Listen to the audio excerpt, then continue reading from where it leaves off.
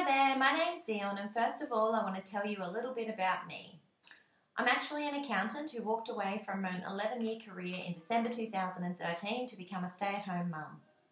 Basically, I missed out on maternity leave with both of my daughters who are now 2 and 4. I was studying and working full-time hours and I realised that it wasn't worth it. I'd missed out on my girls. My husband works away a lot, so when he was home, I was either working or completing my studies. We had no time together either. So I had most of 2014 off, and Juice Plus was presented to me late November last year. I've realised that it's a better way. I won't be going back into an office anymore. Anyway, that's a little bit about me. So today I'm going to cover one of the skills in becoming a network marketing professional. There are 7 skills that Eric Warwick covers in his book Go Pro, but today I'm going to speak to you about presenting your opportunity to prospects. One thing that you want to make sure when you're presenting the product or the opportunity is that it's not about you. You do not need to be an expert. You are just the messenger.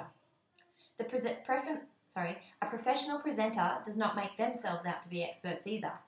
What they do is basically you become a consultant. All you do is present the basics to the prospects and direct them to tools, whether it be an event, an upline, a YouTube, a website, whatever. Once you start directing, it makes your position duplicatable. This is what you want.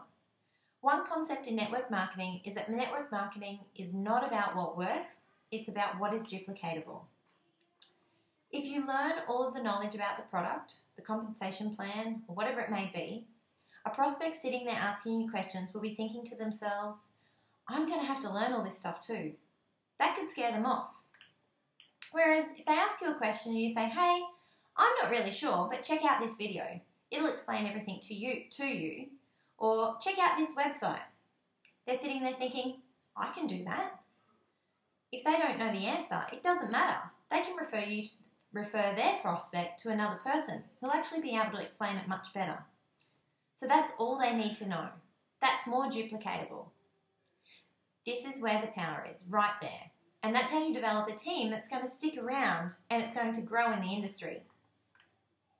So once you start becoming good at presenting and directing your prospects to a tool, you'll need to become good at presenting in groups of people. To do this, preparation is the key. Model someone who is powerful and effective. Quite possibly their presentation, every single time, will be word for word exactly the same. So record their presentation, transcribe it, and then record your own voice doing that presentation. Everything, even the jokes, word for word. When you do that, and listen to it back, you'll probably realise how terrible you'll sound. No energy, boring, you'll be embarrassed. So do it again and again and again until you're happy with it. Then listen to it over and over again until you know it backwards, forwards, and you can start at any point of the presentation. When you know your presentation this well, you'll actually be able to go out and look for opportunities to present. You'll want to tell people about the opportunity that you have. Remember when you're presenting in groups that you still do not need to be an expert. So to become a powerful presenter in groups, you need to learn how to give a very short story or a testimonial about you or where you came from. Don't make it boring. You want to make it interesting and exciting. Don't make it long. You will lose people halfway through if you make it long. So every good story has 4 key elements. The first element is your background. How did you get to where you are today? So for instance, I'm an accountant. That's my background and I'm a mum. The second element is the things you don't or didn't like about your background.